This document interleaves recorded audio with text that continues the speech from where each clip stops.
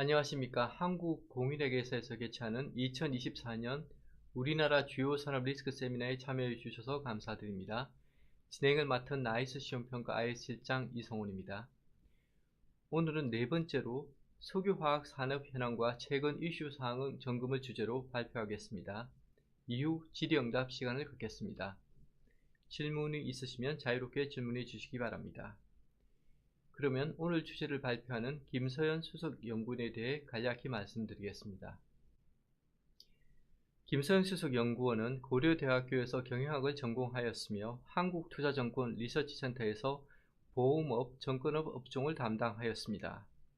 현재 나이스 신용평가의 신용평가 애널리스트로서는 석유화학 업종을 주로 담당하고 있으며 회사들에 대한 신용평가, 산업분석 및 그룹분석 등 다양한 신용평가 실무 경험 및 전문 지식을 통해 산업 이슈에 대한 의견을 자본시장에 적극적으로 제공하고 있습니다. 2024년 최근에는 미국과 일본의 산업구조 재편으로 비춰본 한국 석유화학 산업의 미래라는 주제의 세미나 연구 보고서를 통해 자본시장과도 활발히 소통하고 있습니다. 이제 오늘 주제인 석유화학 산업 현황과 최근 이슈 사항 점검을 주제로 김서연 수석 연구원의 발표를 시작하겠습니다. 네, 안녕하십니까. 발표를 진행할 나이스 신용평가 기업평가본부 김서연 연구원입니다. 바쁘신 중에도 자리해 주셔서 진심으로 감사드립니다. 근래 2년간 석유화학 산업이 처한 상황을 한 단어로 요약하자면 희망 고문인 것 같습니다.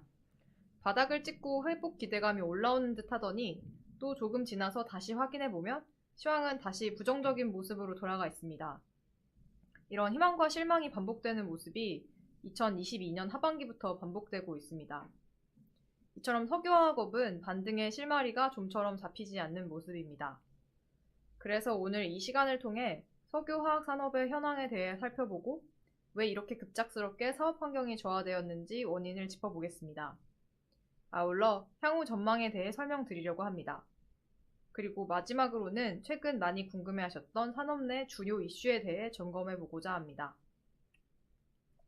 네, 발표의 순서는 다음과 같이 진행하겠습니다. 먼저 석유화학 산업에 대한 사전 이해를 위한 일반적인 사항을 말씀드리면서 시작하고자 합니다. 먼저 석유화학 산업의 사업 범위에 대하여 간략하게 살펴보겠습니다.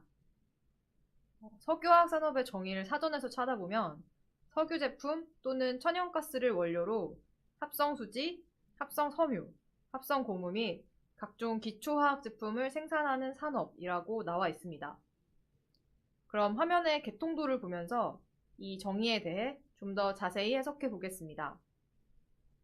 왼쪽이 투입 원료이고 오른쪽이 해당 원료로부터 생산되는 제품이라고 보시면 됩니다. 정유사와 동일하게 석유화학사가 만드는 제품의 기초 원료는 원유 그리고 가스에서부터 출발합니다. 다만 다른 점은 석유화학사의 경우에는 정제 설비를 거친 납사를 원재료로 사용한다는 점입니다. 납사는 탄소가 여러 개 결합되어 있는 혼합물로 보시면 됩니다. 대략 탄소가 작게는 5개, 그리고 많게는 12개 결합되어 있는 형태를 띠고 있습니다. 우리가 석유화학 제품이라고 부르는 제품들은 모두 이 탄소가 2개 이상 결합되어 있는 형태로 이루어져 있는데요. 탄소를 사용했기 때문에 다른 말로는 유기화학 제품, 영어로는 오가닉 케미칼이라고 명명됩니다. 반대로 탄소를 사용하지 않은 제품들은 무기화학 제품이라고 부르고 있죠. 대표적인 제품으로는 실리콘이 있습니다. 아무튼 이런 석유화학 제품을 만들기 위해서 이 납사, 즉 탄소를 5개 이상을 가지고 있는 물질을 깨서 2개, 3개, 4개 등등으로 쪼갭니다. 이 쪼개는 작업, 즉 크래킹을 하는 설비를 석유화학에서는 납사 크래킹 센터, 즉 NCC라고 부릅니다. NCC가 생산하는 제품들을 우리는 통칭 기초유분이라고 부릅니다. 화면에서는 중앙에 있는 그런 이제 제품들이라고 보시면 되는데요. 이후 이 기초유분을 가지고 각종 화학적 처리가 진행되면서 중간 원료, 최종 제품인 합성 수지, 합성 섬유, 그리고 합성 고무 제품까지를 생산하게 됩니다. 보통 국내에서는 여수, 울산, 대산 등의 산단이 구성되어 있어서 산단 내 파이프를 타고 NCC부터 최종 제품까지 수직 일관 체계가 마련되어 있습니다. 최종 제품에 대해서는 다음 슬라이드에서 좀 더 자세히 설명드릴 텐데요. 그 전에 한 가지 분류만 이번 장에서 짚고 넘어가겠습니다. 슬라이드 중간 정도에 보시면 기초 유분단에서 올레핀과 아로마틱이라는 단어를 찾아보실 수 있습니다. 이 두 계열은 석유 화학 제품을 크게 양분하는 대분류 정도로 생각하시면 좋을 것 같습니다. 쉽게 설명드리면 문과와 이과 이런 분류 개념 정도로 이해하시면 편할 것 같습니다. 아까 먼저 말씀드린 탄소 개수를 기억하시나요? 올레핀과 아로마틱 제품을 구분하는 것도 결국 탄소의 개수입니다. 올레핀은 탄소 2개부터 4개까지로 이루어진 제품이고 이제 에틸렌은 2개, 프로필렌은 3개, 부타디엔은 4개 이런 식이죠. 그리고 아로마틱은 그 이상, 즉 5개에서 7개 정도로 이루어진 제품으로 보시면 됩니다. 특히 아로마틱 제품은 특유의 향이 난다고 해서 아로마틱, 우리말로는 방향족 이렇게 이름이 붙어 있습니다. 이런 분류들은 이번 발표에서 계속 등장할 분류이기 때문에 기억해 놓으시면 이해에 좀 더 큰 도움이 되겠습니다. 그럼 이번 슬라이드에서는 제품별로 최종 제품을 살펴보도록 하겠습니다. 먼저 합성 수지의 경우 우리가 흔히 생각하는 플라스틱 제품을 만드는 데 사용됩니다. 따라서 주요 수요처는 가전제조업체, 전기전자제품 제조업체, 그리고 각종 생활용품 제조업체 등 다양하게 구성됩니다. 주요 제품으로는 중간에 있는 파란색 사다리꼴 같은 건데요. 이제 주요 제품으로는 PEPP 그리고 PVC가 있습니다. 제품별로 설명을 드리자면 PE는 불투명하고 딱딱한 플라스틱 제품이라고 생각하시면 편할 것 같습니다. 화장품 통이나 배달음식 통 보시면 뒷면에 보시면 PE라고 써져 있는 걸 쉽게 확인하실 수 있습니다. 다음으로는 PP인데요. 여러 가지 일회용품 안에 도포되어 있는 투명 필름 등에 주요 쓰입니다. 그리고 PVC 같은 경우에는 수도관, 그리고 저희 인테리어 할 때 주택 샤시 재료로 많이 사용되고 있습니다. 마지막으로 ABS, PC 같은 경우에는 각종 백색 가전제품이나 TV, 냉장고 이런 외형, 그리고 전자제품 등의 외형을 만드는데 주로 사용된다고 보시면 될 것 같습니다. 그래서 가전의 경기가 잘 나가면 ABS와 PC의 가격이 올라간다거나 그런 추세를 확인하실 수가 있습니다. 다음으로는 합성 섬유입니다. 합성 섬유의 경우에는 대부분 의류의 원재료로 사용됩니다. 지금 입고 계시는 옷에 붙어있는 태그를 보면 폴리에스테르라고 써져 있는 분들도 있을 겁니다. 그런 것들이 지금 여기서 말씀드린 화학 합성 섬유들입니다. 마지막으로 합성 고무인데요. 합성 고무의 경우 고무라는 이름에서 쉽게 유추하실 수 있겠지만 자동차 타이어 그리고 고무장갑의 소재로 쓰입니다. 좀 지난 얘기지만 코로나19가 유행하는 동안 의료용 그리고 위생용 고무장갑 수요가 폭발했던 것을 좀 기억하실 수 있을 겁니다. 그때 당시 이 합성 고무 사업을 영위하는 석유화학 회사들의 실적이 크게 뛰었었습니다. 그리고 이 표에는 없지만 앞서 말씀드린 아로마틱 제품 기억하시나요? 그런 제품의 경우에는 나일론, 합성수지, 에폭시 이런 등등의 제품으로 연결이 됩니다. 또 하나 그리고 기억하실 점은 이런 아로마틱 제품들은 휘발유 블렌딩 목적으로 많이 사용이 됩니다. 휘발유의 옥탄가를 이런 아로마틱 제품들이 올려주는 역할을 수행하기 때문인데요. 자동차에 관심이 많은 분들은 아실 수도 있을 것 같습니다. 고급 휘발유일수록 옥탄가가 높습니다. 그래서 이런 아로마틱 제품들은 휘발유 가격이 올라갈수록 함께 수익성이 좋아지는 경향성을 보입니다. 그래서 올 여름만 해도 기름이 $100를 갈 거다 이런 얘기가 많았는데 하반기 들어서 지금 최근에 기름값이 다시 내려오고 있죠. 이에 연동하여서 이 아로마틱 제품들의 가격 그리고 수익성도 올 여름에 상당히 좋았고 하반기 들어서는 다소 저조한 상황이다 이렇게 봐주시면 좋을 것 같습니다. 이번 슬라이드부터는 앞으로 한 서너 슬라이드일 텐데요. 한국 경제에서 석유화학 산업이 차지하는 중요성에 대해서 짚고 넘어가 보도록 하겠습니다. 구체적인 수치는 모르셔도 개별 산업으로서 석유화학 산업이 국내 경제에서 얼마나 중요한지 이미 잘 알고 계실 것 같습니다. 왼쪽 그래프에서 확인하실 수 있는데요. 석유화학 산업이 우리 경제에서 차지하는 비중은 전체 제조업 중 5번째로 큽니다. 그리고 우측 그래프 보시면 수출, 특히 이제 우리 경제를 이끄는 원동력인 수출의 경우에는 그 중요성이 더욱 올라갑니다. 석유화학 산업이 우리나라 수출에서 차지하는 비중은 반도체, 자동차, 그리고 기계에 이어서 4번째로 높습니다. 여기 이제 PPT 자료로는 제가 못 보여드렸지만 여수, 울산, 대산 등의 산업단지가 크게 조성되어 있는데 그 산업단지 내에서 석유화학 산업의 고용 기여도 역시 상당히 높은 수준입니다. 그렇기에 석유화학 산업은 국가 경제와 국민의 삶에 밀접한 관계를 맺고 있는 주요 산업 중 하나라고 할 수 있겠습니다. 그래서 이제 옛날에 1970년대, 80년대에서는 특히 석유화학 산업을 국가가 이제 크게 이제 지원을 해주기도 하고 그랬던 거죠. 다음으로 한국의 석유화학 산업이 글로벌 관점에서 어느 정도의 위상을 보유하고 있는지 한번 살펴보도록 하겠습니다.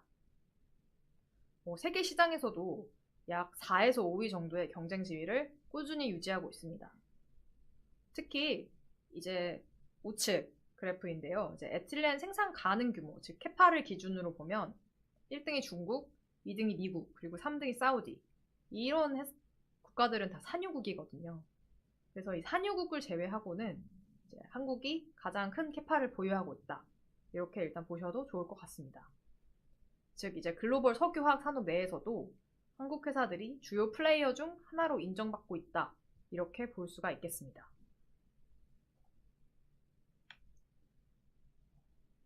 그럼 이제 산업의 특성에 대해서 한 3가지 정도 설명을 좀 자세히 드리도록 하겠습니다. 참고적으로 이제 발표회 후반부에서 설명드릴 이슈들은 이게 산업의 특성상, 구조상 나타날 수밖에 없는 이제 고질적인 사항들입니다. 그래서 이거를 이해하기 위해서는 산업의 특성을 이해하는 것이 좀 중요하다고 보고 있습니다. 잘 이제 기억을 해주시고 뒤에서 이제 나올 이슈들을 좀 들어주시면 좀 이해하기가 편하실 것 같습니다. 그럼 첫 번째로 석유화학 산업은 대표적인 장치 산업입니다. 그래서 진입과 유지 보수를 위해서 계속 대규모 자금 투입이 필요한 산업입니다. 당연히 처음에야 파이프 깔고 기계 깔고 하느라 당연히 자금 투입이 필요한데 왜 그럼 유지 보수를 위해서 대규모 자금 투입이 필요할까요? 이게 석유화학 산업에서 있는 증설이란 기계 몇 대 새로 들여놓는 그런 증설이 아닙니다. 그게 아니라 이 대규모 공급량 증가로 이어지는 비경상적 신규 투자가 몇 년에 한 번씩 주기적으로 발생하는 특징을 보입니다. 이 대규모 투자이기 때문에 이런 신규 투자는 투자 의사 결정에서 완공까지 약 3에서 5년간의 기간과 조 단위의 투자 자금이 소요가 됩니다. 그런데 통상적으로 이 석유화학 회사의 대규모 증설 투자 관련 의사 결정은 경기 고점에서 이루어집니다. 그리고 이러한 이제 의사 결정은 집중이 되는 경향성이 있습니다. 즉 시장 플레이어들 투자 결정이 한 기간에 좀 집중이 되는 투자가 특징이 존재합니다. 이걸 쉽게 이야기하자면 마치 이제 주가 지수의 고점에서 투자자들의 매수가 집중되는 특징과 유사하다고 볼 수가 있겠습니다. 따라서 공급량 조절이 수요 변화에 맞춰서 즉각적으로 이루어지기보다는 이 설비 증설 사이클에 맞춰서 계단식으로 크게 증폭되는 특징을 보입니다.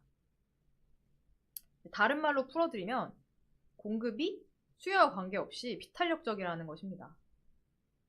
이러한 산업 구조적 특징으로 인해 석유화학사의 실적 또한 주기적인 변동성을 보이고 있습니다. 여기에 대해서는 다음 슬라이드에서 좀 더 자세하게 설명을 드리도록 하겠습니다.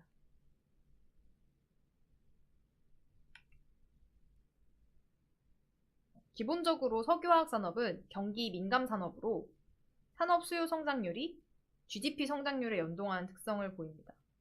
뭐 아까 전에 제품을 보셨겠지만 대부분의 어떤 엔드 제품들이 뭐 플라스틱 그리고 뭐 옷, 의류 그리고 뭐 타이어 뭐 이런 거기 때문에 당연히 GDP 성장률, 특히 이제 민간 소비 성장률에 좀 연동하는 특성을 좀 보입니다. 이런 민간 소비 그리고 GDP 성장률은 안정적으로 우상향 성장을 하고 있죠. 그렇기 때문에 석유화학 제품의 수요는 역사적으로 볼 때 이제 안정적으로 우상향 성장을 하고 있습니다. 하지만 이제 이와는 무관하게 이제 앞 슬라이드에서 말씀드린 것과 같이 공급은 별개의 함수로 좀 움직입니다. 그렇기 때문에 이제 공급 부족과 공급 과잉이 반복되면서 이 사이클이라는 것이 만들어집니다. 요거를 이제 다시 한번 석유화학 경기 사이클을 정리드리자면 이러한 경로를 따릅니다. 먼저 1번, 경기 확장에 따라서 GDP가 성장한다는 얘기겠죠? 수요가 확대가 됩니다. 그 결과 캐파를 넘는 수요가 발생을 하면서 공급이 부족해집니다. 이 시점에 그렇다면 이 시점은 당연히 그 사이클 상단이겠죠? 이 시점에 다수의 석유화학 회사들은 대규모 증설을 결정을 하면서 자본 투자를 3에서 5년간 좀 지속을 합니다. 뭐 한 몇 조, 한 2, 3조 들이는 회사도 있고 제가 봤을 때 한 8조 넘는 회사도 봤습니다.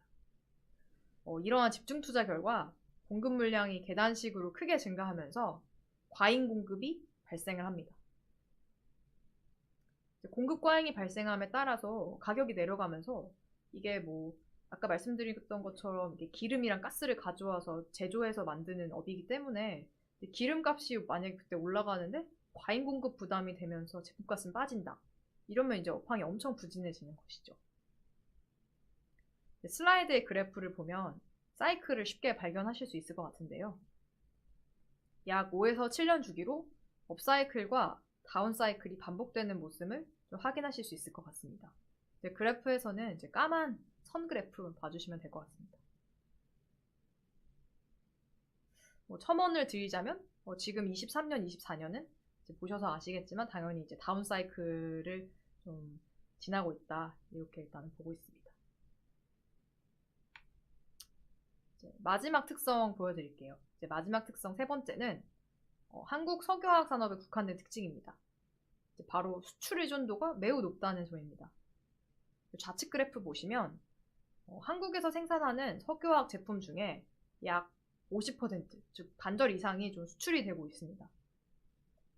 수출 규모를 보시면은 합성 수지, 기초 유분, 중간 원료 순서로 많긴 한데 이 개별 제품별로 나눠 본다면 총 생산량 중 수출 비중이 뭐 50%를 넘는 그런 특성에는 차이가 없을 것으로 좀 보고 있습니다.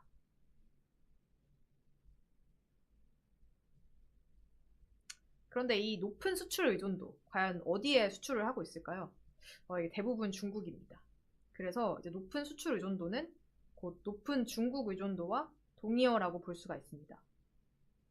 이제 좌측 그래프 봐주시면 한국에서 수출하는 물량 중 약 50%가 중국향입니다. 다시 계산하면 한국 생산량 중 약 25%가 중국으로 수출된다고 볼 수 있습니다. 이런 현상은 2000년대 중반 이후 중국 제조업의 빠른 성장과 궤를 같이 하는데요.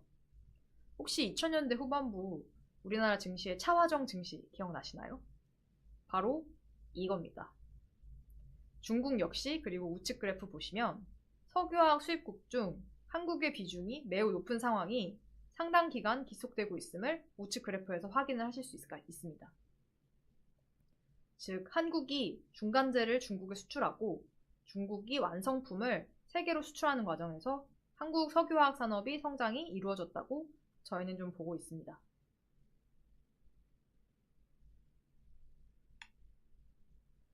이제까지 산업의 특징에 대하여 간략하게 좀 말씀을 드렸었는데요. 이번 슬라이드부터는 본격적으로 산업의 현황에 대하여 설명을 드리도록 하겠습니다.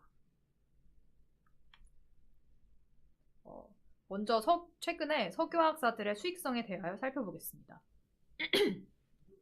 좌측 그래프 보시면 됩니다. 이 석유화학사들의 영업실적은 2022년 하반기 이후 매우 부진한 상황이 지속이 되고 있습니다. 특히 이제 파란색 줄인데요. 업스트림 회사들은 2023년에 이어서 2024년에도 연간 영업 적자가 예상되며 적자폭은 전년 대비 확대될 가능성이 높아 보입니다. 그리고 다운스트림 회사들 역시 전지 소재 그리고 태양광 등 비석유화학 부문 영업 적자폭이 커지면서 올해 영업 손실 전환하였습니다. 이에 빨간 선, 산업합산 수익성은 매우 저조한 수준을 기록할 전망입니다. 그리고 업스트림 회사라는 분류는 이제 NCC, 납사 크래킹 센터를 가지고 있는 회사들을 저희가 업스트림이라고 부르고, 그렇지 않은 회사들을 이제 저희는 다운스트림 회사로 좀 분류를 좀 하고 있습니다. 네, 다시 슬라이드로 돌아와서 우측 그래프 보시면 이게 스프레드라는 건데요. 이 제품의 가격에서 원재료, 즉 납사 가격을 뺀 그런 수치입니다. 당연히 이제 스프레드 추이와 석유화학사의 수익성 추이가 거의 유사하게 간다고 봐도 좋겠죠. 아무튼 이제 우측 그래프에서 스프레드를 확인해봐도 아직 대부분의 주요 제품들의 스프레드가 손익분기점 수준을 하회하고 있음을 확인할 수 있습니다. 저희는 이제 손익분기점을 톤당 한 300달러 정도로 보는데요. 이제 빨간 선이 이제 300달러인데 에틸렌, 프로필렌 그리고 PX 다 이제 주요 제품들인데 최근 들어서 특히 이제 2024년 들어서는 PX마저 이제 BEP 수준을 하회하고 있음을 좀 확인하실 수가 있습니다. 그럼 왜 PX는 이렇게 잘 나가다가 갑자기 올해 하반기부터 이렇게 스프레드가 내려왔느냐라고 하면 이건 앞선 슬라이드에서 말씀을 드렸었는데 이게 PX는 아로마틱 제품이거든요. 그래서 이거는 이제 원유 휘발유 가격 하락에 따라서 이제 블렌딩 수요가 위축되면서 이제 PX 가격이 빠지면서 이렇게 스프레드가 최근에 좀 약화되었다. 이렇게 이해하시면 편할 것 같습니다. 그럼 이제 산업의 현황, 특히 이제 수급 구조를 좀 더 자세하게 살펴보겠습니다. 이제 먼저 공급 사이드입니다. 좌측 그래프 봐주시면 될 것 같은데요. 중국은 2020년 이후, 2010년 중반 이후 자금률 재고를 목적으로 석유화학 설비를 증설하고 있습니다. 그 결과 최근 5년간 중국 에틸렌 증설 규모는 약 2,600만 톤으로 현재 우리나라 설비 규모가 한 1,300만 톤 정도 되거든요. 그럼 현재 우리나라 설비 규모 총량의 약 2배에 달하는 엄청난 규모를 이제 5년간 증설을 해왔습니다. 근데 과연 이게 끝날까요? 근데 저희는 그렇지는 않다고 보는 게 이제 우측 그래프 봐주시면 이게 중국이 이게 증설을 한 이유가 그냥 이제 생산량을 늘리는 게 아니라 중국 내에서 사용하는 석유화학 제품의 자금률을 제고하겠다 이런 목표를 가지고 증설을 한 거여서 그런 목표치를 감안할 때 추가적인 증설 가능성 역시 배제할 수 없다 이렇게 일단은 보고 있습니다. 이제 그래프 보시면 에틸렌과 프로필렌 자금률 전망치가 2025년부터 2030년까지 역시 계속 상승하는 모습을 보실 수가 있습니다. 이러한 대규모 증설은 당연하게도 공급 과잉을 불러일으키고 산업 전반에 매우 부정적으로 작용을 하고 있습니다. 어떻게 그런 부정적으로 작용하냐 여기에 대해서는 다음에 나올 슬라이드에서 조금 더 자세하게 설명을 드리도록 하겠습니다. 그렇다면 중국의 증설이 과연 한국 석유화학 산업에 미친 영향이 뭐냐 좀 더 자세히 살펴보도록 하겠습니다. 공격적 증설 결과 중국의 석유화학 제품 순수입 규모는 좌측 그래프에서 확인하실 수 있듯 2020년을 정점으로 점차 줄어드는 추세입니다. 그 결과 우측 그래프에서 확인하실 수 있는데 한국이 중국에 수출하는 석유화학 제품 수출 규모도 동일한 시점, 즉 2020년 이후 점차 위축되는 추세에 있습니다. 발표 맨 앞에 말씀드린 것처럼 한국 석유화학사의 경우에는 잘 알고 계시겠지만 내수보다는 수출의 무게중심을 가지고 있는 사업 구조를 가지고 있습니다. 이러한 관점에서 석유화학사들, 특히 이제 국내 석유화학사들의 사업 환경이 과거 대비 매우 비우호적인 상황이 유지되고 있다고 보고 있습니다. 그럼 이제 공급 사이드에 대해서는 다 알아봤고, 다른 이제 수급 구조의 다른 한 축인 수요에 대해서 조금 더 알아보도록 하겠습니다. 사실 저희도 2024년 초만 해도 이제 중국이 경기 회복을 할 거고 그런 거를 감안하면 업황이 점진적으로 개선되지 않을까? 이렇게 예상을 했던 바가 있습니다. 다만 잘 아시겠지만 2024년 말 현재 그렇지 않고 몇몇 석유화학사들은 2023년보다 오히려 적자폭이 심해지는 등 아주 부진한 실적이 좀 지속이 되고 있습니다. 이거의 이유는 중국의 경기 부진이 예상 대비 장기화되었기 때문입니다.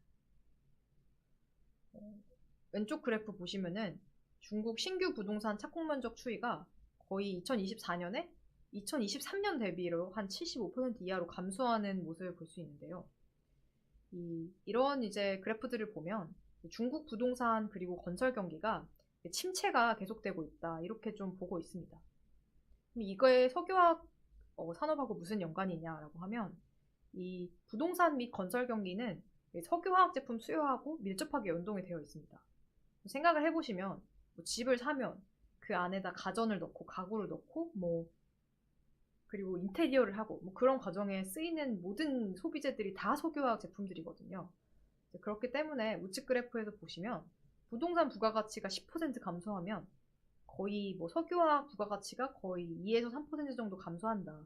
이런 연구가 있는데 이런 걸 보시면 부동산 경기가 살아야 이 석유화학 제품 수요가 이제 크게 확대될 수 있다.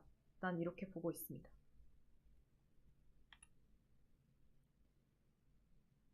그렇다면 이번 슬라이드부터는 산업 얘기를 넘어가서 산업의 부진한 수급 상황이 개개별 석유화학사들의 재무제표에 어떤 영향을 미쳤는지 조금 더 자세하게 계정별로 살펴보도록 하겠습니다. 먼저 이제 현금 흐름입니다. 계속 영업 부진이 이어진다고 말씀을 드리고 있는데요. 이렇기 때문에 당연하게도 석유화학사들의 영업 현금 흐름은 자연스럽게 위축된 모습을 보이고 있습니다.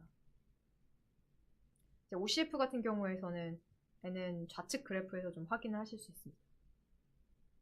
근데 보통 이제 버는 돈이 줄어들면 쓰는 돈이 줄어들어야 되는데 특징적인 게 우측 그래프 보시면 OCF는 줄어들었는데 캐펙스는 오히려 동기간 크게 증가한 모습을 보이고 있다는 점입니다. 이게 왜 그럴까요? 이거는 앞 슬라이드에서 말씀드린 산업의 특성에 기인합니다. 석유화학사들의 투자 기간은 매우 길기 때문에 한번 시작을 하면 거의 3년에서 5년간 공장을 지어야 되거든요. 그렇기 때문에 투자 결정 및 집행이 업사이클 후반부에 집중되는 특징을 보이기 때문에 대충 22년 정도에 집중이 되었는데요. 이러한 모습이 이제 23년에도 보여지고 그리고 저희가 파악한 바로는 24년에도 캐펙스 부담이 꽤 컸습니다. 그렇다면 최근에 석유화학사들이 투자하는 주요 프로젝트는 과연 무엇일까? 조금 더 자세하게 알아보도록 하겠습니다. 슬라이드의 표를 보시면은 이거는 각 대기업 집단별로 최근 투자를 계획하거나 집행한 프로젝트를 저희가 나열한 것입니다. 먼저 말씀드린 중국의 증설은 2010년대 중반부터 시작이 되었기에 대부분의 회사들이 이거를 인지를 하고 있었습니다. 그리고 이제 중국 같은 경우에는 국내보다 당연히 유틸리티 비용도 낮고 인건비도 낮기 때문에 중국이 이제 엄청난 증설을 하게 되면 대규모 증설을 하게 되면 원가 경쟁력이 좀 떨어질 수밖에 없겠다. 이것도 대부분의 회사들이 인지를 하고 있었습니다. 그래서 대부분의 회사들이 경쟁력을 상실한 범용 석유화학 부분을 축소를 하고 있습니다. 그리고 이와 더불어 스페셜티 제품 중심으로 포트폴리오를 재구축하는 한편 중국을 제외한 새로운 시장 진출을 목표로 하고 있습니다. 여기서 저희가 말하는 새로운 시장은 인도, 동남아시아 등 새로운 지역 수출이거나 범용 제품 라이센싱 등 신규 사업을 좀 포함하는 의미로 받아들여 주시면 감사하겠습니다.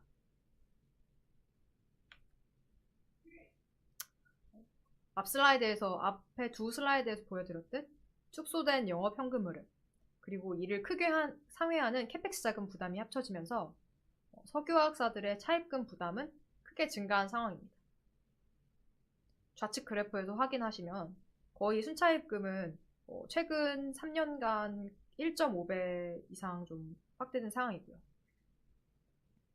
그리고 이에 따라 차입금 커버리지, 즉 총차입금을 EBITDA로 나눈 수치인데요. 차입금 커버리지는 채무 상환 능력을 말하는 것이고요. 이 차입금 커버리지는 2021년 이후 지속적으로 좀 저하되는 추세에 있습니다. 그리고 이런 추세는 2024년에도 좀 이어지고 있습니다. 이제까지는 최근 석유화학 산업의 현황에 대하여 살펴보았습니다. 앞으로는 이제 향후 전망에 대하여 설명을 드리겠습니다. 자세한 전망을 말씀드리기에 앞서 저희가 전망을 위해 사용한 주요 가정에 대한 내역이 표에 정리되어 있으니 참고하시기 바랍니다.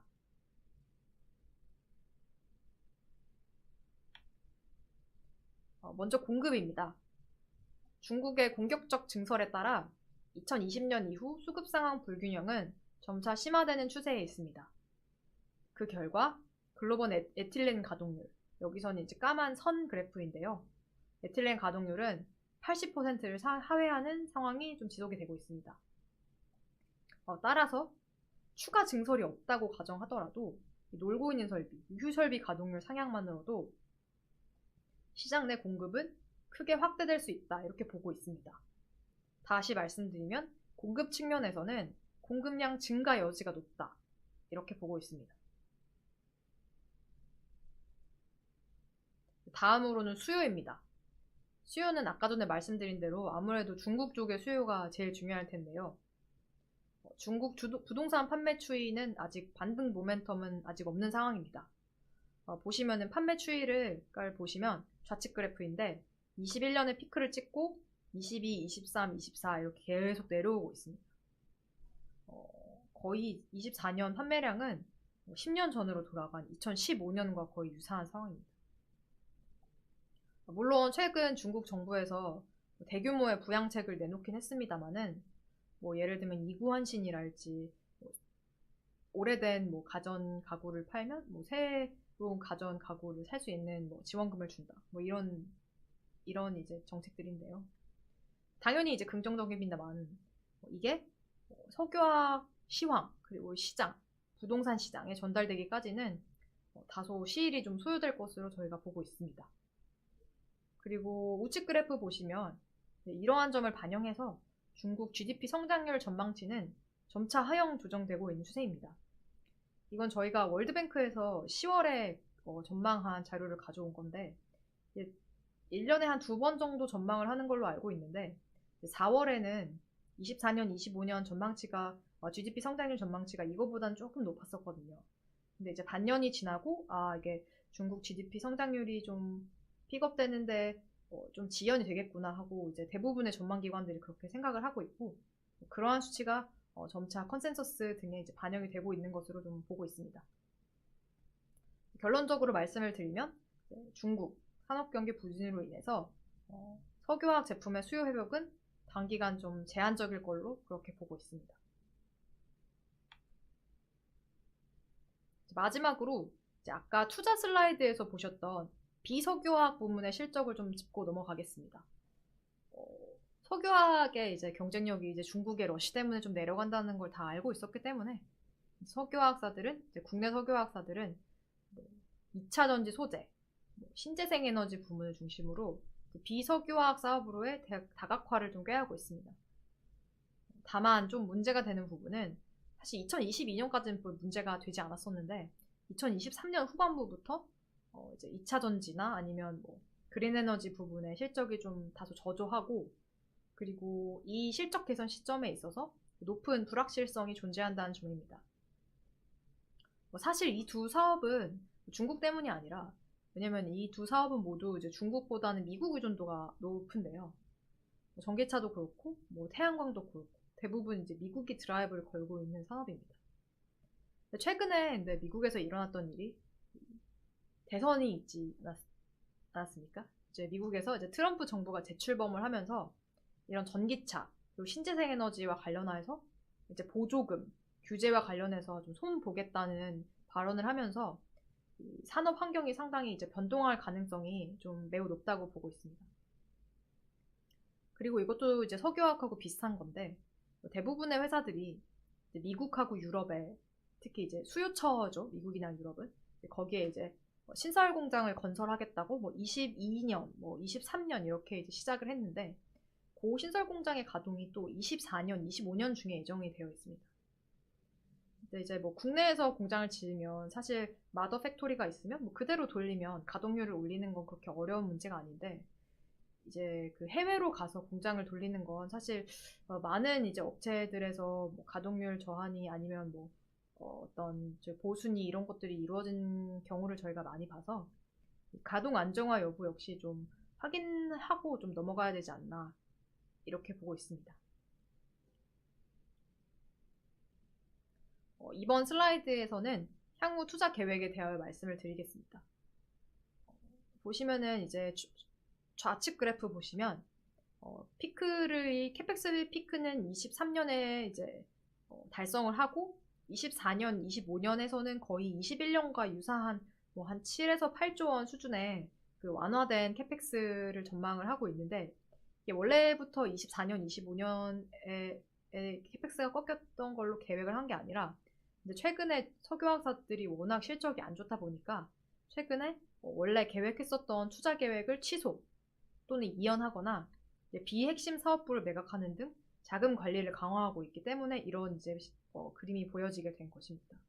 예를 들면 공장을 원래 1라인, 2라인 2개 이제 설치를 하려다가 이제 앞단에 이제 수요가 그렇게 좋지 않으니까 이제 지금 증설을 진행하고 있는 1라인은 계획대로 이제 돌리는데, 이제 2라인 2번은 한 2년 뒤로 완공 시점을 미룬다든지 그런 식으로 투자 계획을 좀 유연하게 좀 조정을 하고 있습니다.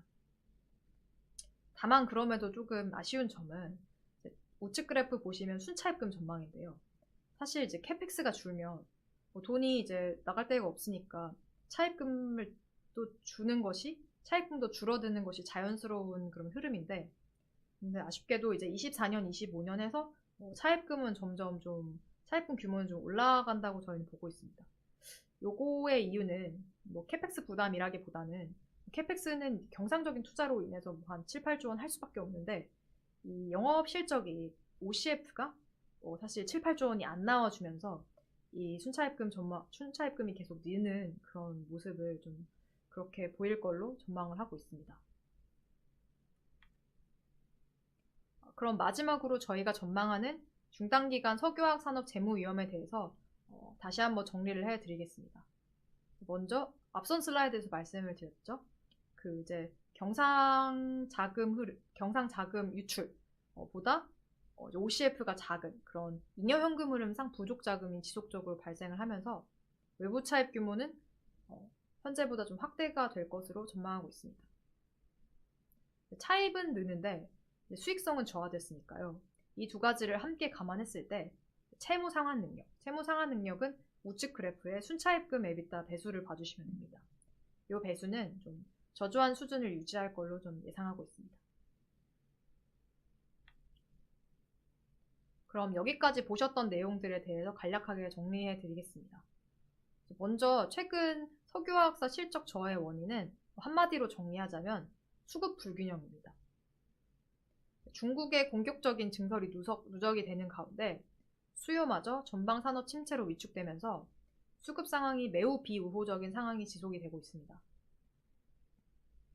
그리고 저희 나이스 시용평가는 이러한 수급 상황의 단기 변화 가능성이 매우 제한적일 것으로 전망을 하고 있습니다. 따라서 향후 실적 역시 수익성 회복은 단기간 제한적일 것으로 보고 있고, 물론 이제 최근에 이제 완화된 투자 부담은 긍정적이나 그럼에도 불구하고 영업 창출 현금력 저하로 채무 상환 능력은 다소 저조한 상황을 유지할 것으로 전망합니다. 그럼 다음으로는 최근 석유화학 산업에 있었던 주요 이슈 사항들에 대하여 좀 말씀을 드리고자 합니다.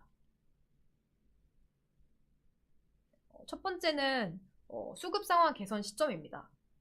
과연 언제부터 수급 상황이 개선될 수 있을지 문의를 주시는 분들이 많습니다. 수급 상황 개선은 실적 개선과 동의어겠죠. 올해를 넘기면 수급 상황 점차 이제 개선될 수 있을까 그래프를 통하여 살펴보도록 하겠습니다. 이제 슬라이드의 그래프는 글로벌 에틸렌 증설 전망인데요. 오른쪽으로 이제 빨간 선으로 표시한 내용을 보시면 일단 2026년부터 2030년까지 중동과 중국을 중심으로 대규모 증설이 재차 예정이 되어 있습니다. 물론 19년에서 23년 사이에 이건 중국이 다 지은 건데 그 증설량 4,700만 톤보다는 조금 낮은 4천만 톤의 증설 계획이긴 한데 과거보다 좀 낮아진 증설 계획이긴 해도 이 4천만 톤이라는 게 지금 에틸렌 글로벌 총량이 한 2억 톤 정도 되는 걸로 알고 있는데 그런 거랑 비교해 보면 그렇게 결코 작은 수준은 좀 아니라고 보고 있습니다.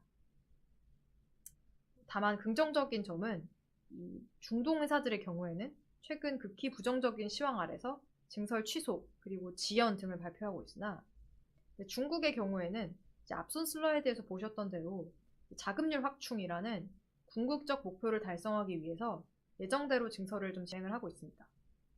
따라서 중기적으로 봤을 때 2030년까지 봤을 때도 추가 공급 압력이 상당 부분 존재하고 이는 당연히 수급 상황 개선에 부담으로 작용할 것이라고 봅니다. 여기서 한 발 더 나아가서 수급 상황이 개선되더라도 한국 석유화학사가 체감하는 수익성 개선폭은 다소 제한적일 것으로 저희는 보고 있습니다.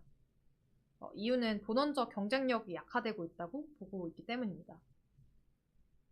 아무래도 한국 석유화학 회사의 직접적인 경쟁자인 중국 회사들의 경우 비교적 최근에 지어졌기 때문에 일단 중국이 지으면 엄청 크고 그리고 새로 지었기 때문에 이 업스트림에서 다운스트림까지 한 번에 지었습니다. 그래서 이 수직 일관화 수준이 국내 설비 대비 다소 높은 것으로 파악이 됩니다. 그리고 슬라이드 그래프에서 보시면 좌측 그래프 봐주시면 되는데 최근 중국의 경우에는 러시아산 원유를 일부 수입하는 것으로 알려져 있고 우측 그래프에서 확인하시면 국내 납사는 거의 배럴당 60-70불에서 사오고 있는데 이 러시아산 납사는 국제 제재가 있기 때문에 거의 45불 정도에 팔리고 있거든요. 그렇기 때문에 이러한 러시아산 원료의 낮은 가격을 감안했을 때 중국은 국내 회사 대비해서 원가 구조상 우위 역시 점하고 있는 것으로 저희는 보고 있습니다. 이러한 점을 감안을 했을 때 수급 상황이 다소 개선이 되더라도 본원적인 경쟁력이 저하된 상황에서 큰 폭의 수익성 개선을 기대하기에는 좀 어려울 것으로 좀 보고 있습니다. 두 번째 이슈는 산업 구조조정 진행 상황입니다. 언론에서 자주 보셨겠지만 최근 석유화학 산업 구조조정이 진행이 되고 있습니다. LG화학이 여수 팩토리를 판다, 롯데케미칼이 해외에 있는 자산을 판다, 이런 것도 다 산업 구조조정의 일환이라고 저희는 좀 보고 있습니다.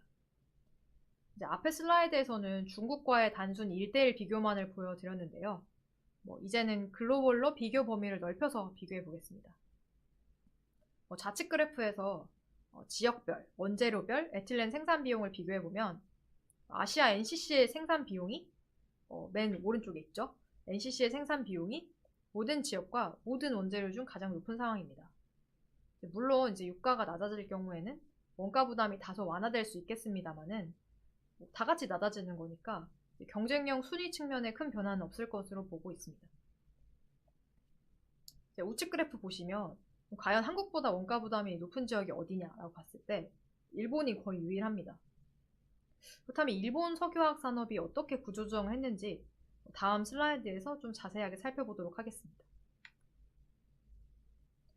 이번 슬라이드는 한국과 일본의 에틸렌 생산량을 시계열로 비교한 표입니다. 일본 파란색 라인을 보시면 2009년 이후 생산량을 점진적으로 줄여오는 방식으로 산업 구조조정을 실시해 왔습니다. 반면 한국은 중국발 산업 특수를 타고 공격적으로 설비를 증설해 왔고 이에 생산량이 꾸준하게 증가하는 모습, 아직까지는 증가하는 모습을 보이고 있습니다. 앞서 말씀드렸듯이 저희는 이제는 한국이 구조조정을 시작했기 때문에 일본과 유사한 방향으로 흘러갈 걸로 보고 있고 일본과 유사한 방향이라면 유휴 설비 통합 그리고 매각 등으로 산업 구조가 재편될 것으로 보고 있습니다. 즉 가동률이 지금은 낮은데 이 가동률 조정이 어떻게 될 것이냐라고 보면 수요가 많아지는 것보다는 유휴 설비 용량의 축소를 통해서 가동률이 높아지는 방향으로 진행이 될 걸로 보고 있습니다. 글로벌 산업 경쟁력 저하에 더해서 내수 시장 역시 경쟁 강도가 점차 심화되는 추세입니다. 국내 정유사들의 석유화학 산업으로의 진출이 활발해지고 있습니다. 특히 S-오일의 샤힌 프로젝트가 대표적인데요. 이 프로젝트가 완료된 이후인 2030년에는 평균 NCC 가동률이 60%를 하회할 가능성이 있습니다. 이 표는 우측 그래프 봐주시면 됩니다. 이런 가동률 수준에서는 60%의 가동률 수준에서는 고정 비용 부담으로 대부분의 회사들이 영업 적자를 시현할 수밖에 없습니다. 따라서 궁극적으로는 단위 생산 비용이 높아 원가 경쟁력이 열유한 단독 NCC 중심으로 설비 통합, 매각 등 구조조정이 시작될 것으로 전망합니다. 그렇다면 지금까지 말씀드린 최근 이슈를 정리를 하면서 관련 시사점을 살펴보겠습니다. 먼저 석유화학산업 실적 개선은 글로벌과 한국이 서로 다른 양상을 띌 것으로 전망합니다. 점진적인 수요 회복, 그리고 최근 증설 스케줄 조정을 감안지 글로벌 석유화학 산업은 2028년에서 2030년 이후 점진적으로 회복할 수 있을 것으로 보고 있습니다. 그러나 이런 스케줄에도 불구하고 근원적 경쟁력 약화 추세를 감안할 때 한국 석유화학사가 체감하는 개선폭은 다소 제한적일 것으로 전망합니다. 그렇기 때문에 저희는 이 시점부터 산업구조 재편이 다소 가속화될 것으로 보고 있습니다. 산업구조 재편은 앞서 일본이 선례를 남겼듯 유휴설비 통합, 그리고 매각 등으로 구조조정이 이루어질 것으로 예상합니다. 그리고 그 대상은 정유사 대비 단위 생산 비용이 높아 원가 경쟁력이 열유한 단독 NCC 중심으로 이루어질 것으로 전망합니다. 그럼 지금까지 최근 두 가지 주요 이슈에 대해 알아보겠습니다. 그럼 이번에는 신용평가사의 석유화학회사 평가 방법론에 대하여 간단히 설명드리고자 합니다. 나이스 신용평가에서 석유화학 방법론은 모든 석유화학 및 정밀화학 회사에 적용이 되고 있습니다. 먼저 P평가 기업의 자체 신용도를 판단하는데요. P평가사의 과거 실적을 바탕으로 고델 등급을 평가하며 실적 추세와 사업계획 등을 기반으로 향후 3년치 실적 전망을 산출하여 전망 등급을 결정합니다. 참고로 과거 실적 기간은 방법론마다 상이한데 석유화학 방법론은 산업경기 사이클 등을 감안하여 5년을 적용하고 있습니다. 전망 등급이 결정되면 기타 고려 요인을 감안하여 자체 신용도를 산출합니다.